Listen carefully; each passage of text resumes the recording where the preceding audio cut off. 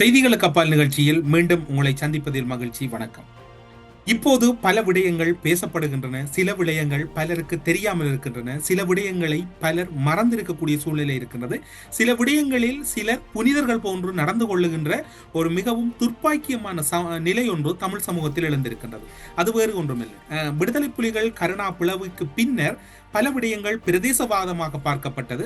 அதற்கு முன்னர் இடம்பெற்ற சில விடயங்கள் இன்று எம்மவர்களால் மறக்கப்பட்டிருக்கின்றன. அதற்கு காரணமானவர்கள் கூட அந்த விடயத்திலிருந்து தப்பித்துக் கொள்ளுகின்ற ஒரு நிலைப்பாடு இருக்கின்றது. தமிழீழ விடுதலை புலிகளுக்கும் அரசுக்கும் இடையிலான சர்வதேச பேச்சுவார்த்தைகள் அன்றைய காலங்களில் உச்சம் தொட்டிருந்ததை யாரும் மறந்திருக்க மாட்டீர்கள்.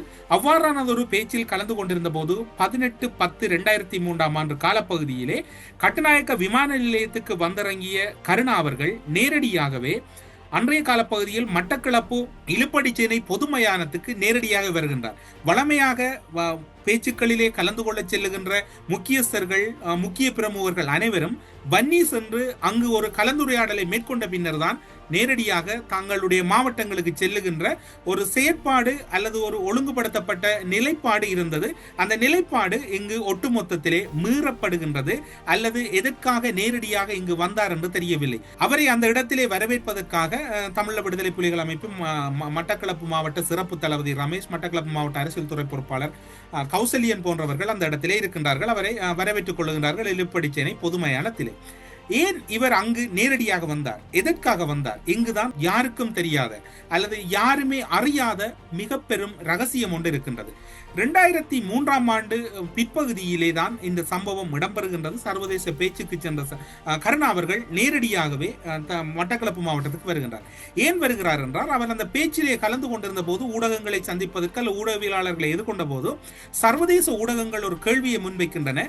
உங்களுடைய மாவட்டத்திலே நீங்கள் ஆட்சேர்ப்பில் ஈடுபடுகிறீர்களா? கருணா அதற்கு எனக்கு எதுவும் தெரியாது, நான் இப்போது சர்வதேச நாடொன்றில் இருக்கின்றேன், அதனை அறிந்த பின்னர் தான் கூறலாம் என்று ஒரு பதில் கூறியதாக அன்றைய கால பகுதியிலே சர்வதேச ஊடகங்களிலே மிக முக்கியமான செய்தியாக இடம் பிடித்திருந்தது.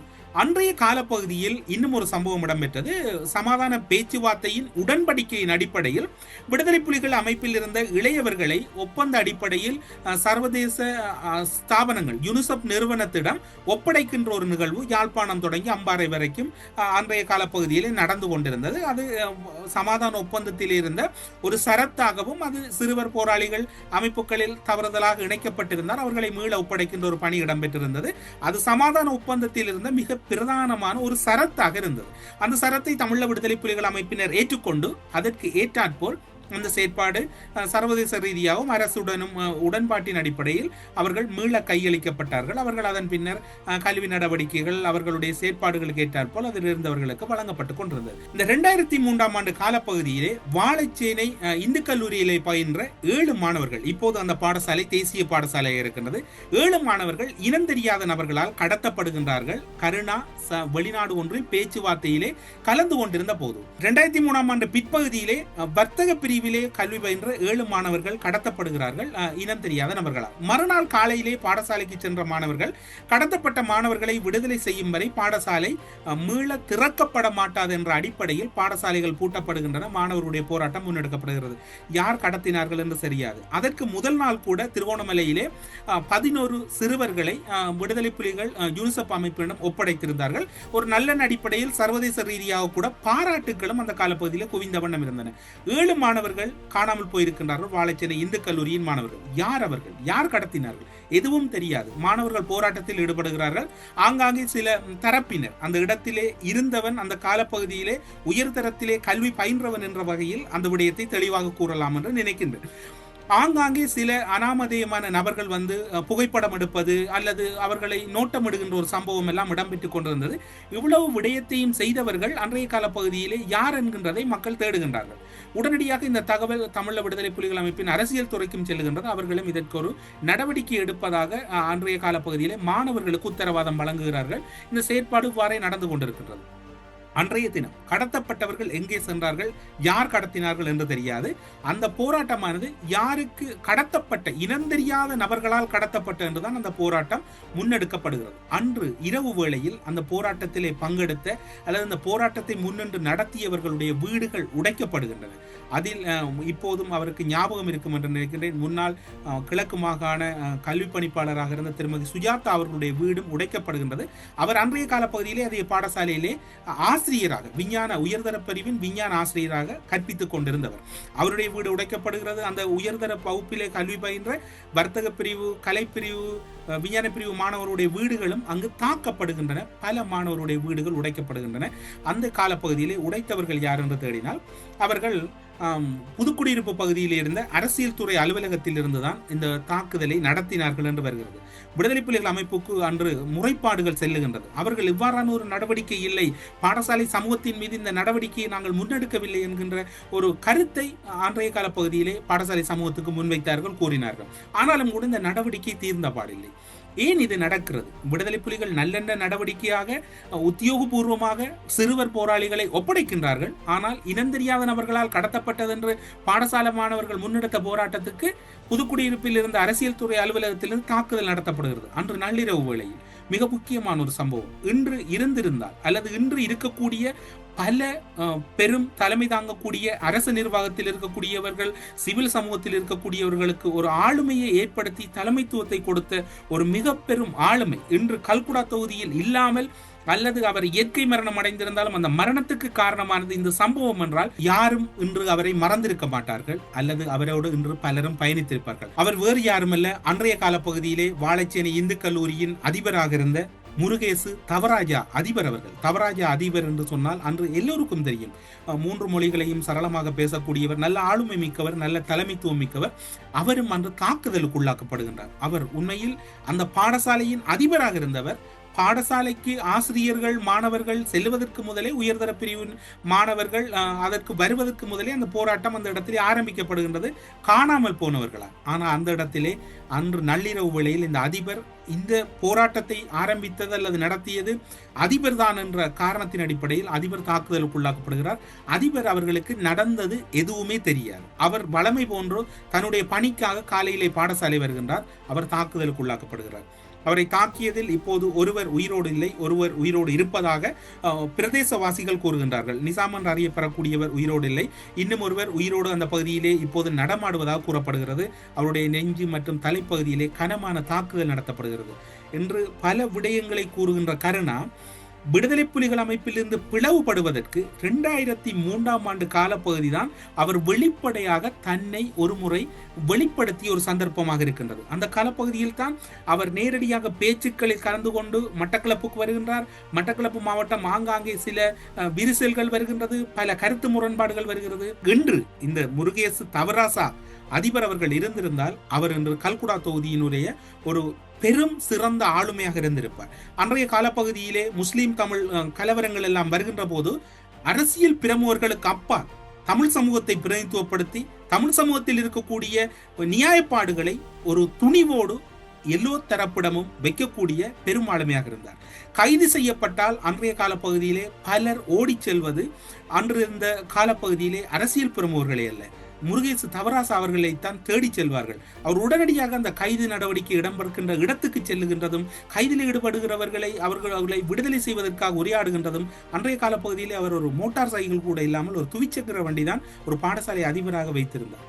அப்படியான ஒரு ஆளுமை. இன்று வாழைச்சேனை இந்து கல்லூரி தேசிய பாடசாலையாக மாறினாலும் இன்று எந்த ஒரு கட்டிடமும் அவரின் பின்னர் நிறுவப்படவில்லை. அவருடைய காலப்பகுதியில் அல்லது அவரால் பார்த்து பார்த்து அழகு பார்த்து உருவாக்கப்பட்ட கட்டிடம் தான் இன்று இருக்கக்கூடிய அத்தனை கட்டிடங்களும். ஆனால் இப்படியான ஒரு பெருமதியான உயிரை பறித்தது அல்லது கல்விமானை பறித்தது யார்? ஆயுதக்குழு. விடுதலை புலிகள் அமைப்பு அன்றைய காலப்பகுதியிலே கருணா பிளவுபடவில்லை. ஆனால் தனக்கு எதிரான அல்லது தனது கருத்துக்கு எதிரான கருத்துக்கள் எழுகின்ற இடத்தில் அவர்களை களையெடுத்தார். ஏன் அன்றைய காலப்பகுதியிலே இவ்வாறானதொரு கடத்தலை கருணா அணியினர் அன்று விடுதலை புலிகள் அமைப்பு பிளவுபடுவதற்கு முன்னரே கருணா தனக்குள்ள ஒரு ஆட்சேர்ப்பை செய்தார். விடுதலை புலிகள் அமைப்பு பிளவுபடுகின்ற ஒரு சந்தர்ப்பம் வருகின்ற போது கருணாவுக்கு திடமாக தெரியும் அந்த பிளவின் பின்னர் தன்னால் இப்போது இருக்கக்கூடிய அத்தனை போராளிகளையும் கொண்டு நகர்த்த முடியாது.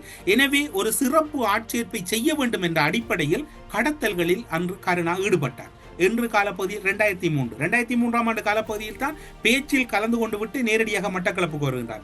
5/3/2004ஆம் ஆண்டு காலப்பகுதியில் 2004ஆம் ஆண்டு காலப்பகுதியில் உத்தியோகபூர்வமாக கருணா விடுதலை புலிகள் அமைப்பில் இருந்து தான் வெளியேறுவதாகவும் தனக்கான ஒரு தலைமையை தான் அமைத்துக் கொள்ள இருப்பதாகவும் கிழக்கு மண்ணை மீட்கப் போவதாகவும் வன்னி தலைமையின் கீழ் இயங்க முடியாது என்றும் கருணா அறிவிக்கின்றார். அந்த அறிவிப்பு அன்று வந்த அறிவிப்பு அல்ல.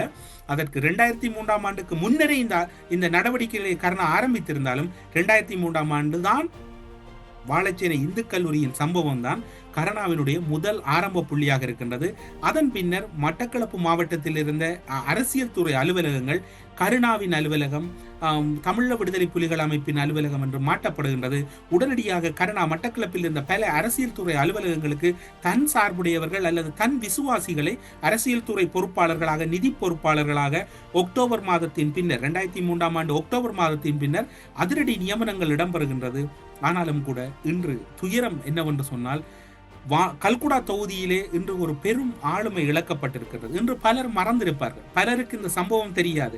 பலர் இந்த சம்பவத்தோடு தொடர்பட்டவர்கள் ஏன் இதனை பேச வேண்டும் என்று யோசிக்கலாம். இந்த சம்பவம் பேசப்பட்டால் இதற்கு பின்னர் என்ன இடம்பெறும் என்று யோசிக்கலாம். இன்று மேடைக்கு மேடை புனிதராக கூறுகின்ற கருணா எப்படியான ஒரு சம்பவங்களை எல்லாம் செய்திருக்கின்றார். இன்னும் ஒரு சம்பவம் இருக்கின்றது. அந்த சம்பவம் இடம்பெற்று அன்று நள்ளிரவு வேளையிலே பெரும் 2003ஆம் ஆண்டு பிற்பகுதியிலே அந்த போராட்டத்தோடு தொடர்பட்ட மாணவர்கள் இலக்கு வைக்கப்படுகிறார்கள், தாக்குதலுக்குள்ளாக்கப்பட்ட போது அன்றைய காலப்பகுதியிலே உயர்தர பிரிவிலே பயின்ற 85 மாணவர்களை உடனடியாகவே அவர்கள் தொடர்பான விவரங்கள் வேண்டும் என்று கருணா கேட்டதாகவும் அவர்கள் தொடர்பில் கடுமையான நடவடிக்கை எடுக்க வேண்டும் என்று அன்றைய கால பகுதியிலே குகநேசன் மற்றும் இன்னும் ஒரு கருணாவுக்கு விசுவாசமான ஒருவரிடம் கூறியதாகவும் அதன் போது அந்த 85 நபர்களில் கருணாவுக்கு மிகவும் வேண்டப்பட்ட அல்லது கருணாவுக்கு அதிகளவான பணங்களை கொடுக்கின்ற பல மட்டக்களப்பு மாவட்டத்திலே பல மதுபான சாலைகளை வைத்திருந்த ஒருவருடைய மகனும் இருந்ததால் அவருடைய வாக்குவாதம் அல்லது அவருடைய கடுமையான அழுத்தத்தின் காரணமாக அந்த 85 பேரும் உயிர் பிழைத்ததாகவும் கூறப்படுகின்றது அன்றைய கால பகுதியின் தகவல். இப்படியாக வாழைச்சேனையின் ஒரு பெரும் சொத்து, அதாவது வாழைச்சேனை பகுதியிலே இலக்கிய வட்டம் அல்லது புத்தகங்கள் எழுதுவது, இலக்கிய கலந்துரையாடல்கள் என்றால் அத்தனைக்கும் வித்திட்டவர் இதே தவராசா. தமிழ் தேசியத்தின் மீதும் தமிழ் மக்கள் மீதும் தமிழ் மண்ணின் மீதும் அதீத பற்றோடு வாழ்ந்தவர் தவராசா அதிபர் அவர்கள். ஆனால் இன்று அவர் இல்லை. ஆனால் அவர் கனவு கண்டதெல்லாம் அந்த கல்குடா தொகுதியிலே ஒரு கல்வி வளம் மிக்க ஒரு மண்ணை உருவாக்க வேண்டும். தமிழ் தேசியத்திலே அங்கு இருக்கக்கூடிய மக்கள் ஒற்றுமையாகவும் ஒரு வீரியம் கொண்ட மக்களாக இருக்க வேண்டும். அந்த பாடசாலையில் இருக்கக்கூடிய ஒவ்வொரு செங்கல்லையும் அவர் அழகு பார்த்தது. அந்த பாடசாலையிலே சுமார் நாங்கள் கல்வி பயிலுகின்ற காலத்திலே காலை 6:30 மணிக்கெல்லாம் பாடசாலைக்கு சென்று வருவார். மாலை 7:30 மணி வரையும் அதே பாடசாலையிலே நிற்பார். மதியம் சாப்பிடுவதற்கு கூட அவர் அன்று வீட்டுக்கு செல்ல மாட்டார். அந்த சாப்பாட்டை பாடசாலையில் இருந்து சாப்பிடுவார். ஒரு 7 நாட்களும் ஒருவர் தன்னுடைய வாழ்நாளில் கல்விக்காக, அதுவும் பாடசாலையிலே செலவழித்தவர் என்று சொன்னால் தவராசாவுக்கு இணையாக யாருமே இருக்க முடியாது. அவருடைய ஏக்கம், அவருடைய தாகம் எல்லாம் இருந்தது அந்த பாடசாலையையும் அந்த பாடசாலையிலே கல்வி பயின்ற மாணவர்களையும் உயர்வான நிலைக்கு அல்லது உயரத்தை தொட வைக்க வேண்டும் என்றுதான். அவரை கூட அல்லது அவருடைய ஆளுமையை கூட அல்லது அவர் உயிரோடு இருந்தால் ஆபத்து என்ற அடிப்படையில் அவர் அதன் பின்னிட்ட நாட்களில் அவர் இயற்கை மரணம் தான் அடைந்திருந்தார். 13/9/2016ஆம் ஆண்டு காலப்பகுதியில் இயற்கை மரணம் அடைந்தார். அந்த இயற்கை மரணத்துக்கு காரணமானது 2003ஆம் ஆண்டு பிற்பகுதியிலே அவர் மீது நடத்தப்பட்ட தாக்குதல் என்றால் இதற்கு யாரும் என்று பதில் சொல்ல மாட்டார்கள். என்று கருணாவை பார்த்தால் ஏதோ புனிதராகவும் தியாகியாகவும் பல மேடைகளிலே பேசுகின்றார். இப்படி எத்தனை விடயங்களை இன்று நடத்தி இருக்கின்றார். இந்த விடயம் பலருக்கு தெரியாது, பலர் அறியவில்லை. இன்று புலம்பெயர் நாடுகள் அல்லது தாயகத்தில் இருக்கக்கூடிய பலருக்கு இந்த வரலாறு தெரியாது. ஒரு பாடசாலையில் தான் கருணாவினுடைய பிளவினுடைய அசைவு தெரிந்தது அல்லது கருணாவினுடைய பிளவினுடைய ஆரம்ப புள்ளி தெரிந்தது என்றால் பலருக்கும் தெரியாது. சர்வதேச நாட்டிலிருந்து நேரடியாக மட்டக்களப்புக்கு சென்ற கருணா அதன் பின்னர் தான் பல சூழ்ச்சிகளை ஆரம்பிக்கின்றார். தமிழீழ விடுதலை புலிகள் அமைப்பினுடைய முக்கியஸ்தர்கள் பலரை தூக்குகின்றார், பலரை நீக்குகின்றார், பலரை வன்னிக்கு அனுப்புகின்றார். அதில் எந்த ஒரு திட்டத்துக்குள்ளும் கருணாவின் சூழ்ச்சிக்குள்ளும் சிக்காது ஒரு தனித்துவமாக பாடசாலை மாணவர்கள் முன்னேற வேண்டும் என்று இருந்த ஒரு அதிபர் தவராசா அவர்கள் அன்றைய காலப்பகுதியில் இலக்கு வைக்கப்பட்டதாக கூறப்படுகின்றது. அந்த சம்பவம் பலருக்கும் தெரியும். அவருடைய வீட்டிலிருந்து அழைத்து வீதியில் வைத்துத்தான் அவர் தாக்கப்பட்டார். அந்த தாக்குதலை யாரும் மறந்திருக்க மாட்டார். அந்த தாக்குதலோடு தொடர்பட்ட பல மாணவர்கள் இருக்கின்றார்கள். இவ்வாறாக பல ஆளுமைகள், பல பெருமதிமிக்க உயிர்கள் அன்று பறிக்கப்பட்டிருக்கின்றன. பறிக்கப்படுவதற்கு காரணமாக இருந்திருக்கின்றது ஒரு பிளவு என்றால் யாரும் மறக்க முடியாது. இன விடுதலைக்காக ஆரம்பிக்கப்பட்ட ஒரு போராட்டம் இறுதியில் ஒரு சுயநலத்தினால் அல்லது சுயநல மனிதர்களால் ஒரு சுக்குநூறாக்கப்பட்ட வரலாறு என்பது இன்று ஒரு அவமானமாக இருப்பதனை கூட பெருமையாகவும் கிழக்கு பிரதேசம் கிழக்கு மீட்க வந்தோம் என்று கூறிக்கொண்டு இறுதியாக கிழக்கையும் மீட்கவில்லை, மட்டக்களப்பையும் மீட்கவில்லை, எதனையும் மீட்காமல் இப்படி ஒரு சுக்குநூறான அந்த போராட்டத்தை மாற்றிய இவர்கள் எப்படி மக்கள் மன்னிப்பார்கள்?